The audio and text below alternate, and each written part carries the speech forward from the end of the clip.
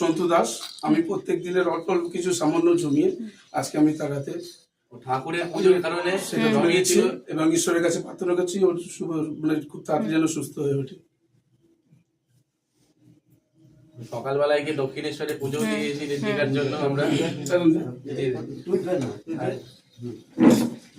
এই যে total collection যতটা পেরেছি ঘুরে পেরেছি আমরা টোটাল কালেকশন দিয়েছি।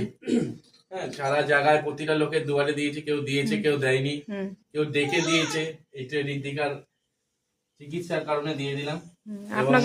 আপনাদের অসংখ্য ধন্যবাদ, সবাই এভাবে পাশে থাকুন। হ্যাঁ, এবং জয়রাম পরিবারের তরফ থেকে আমি আর রাজুদা মিলে ঋত্বিকার জন্য একটা সামান্য টাকা চেক দিচ্ছি।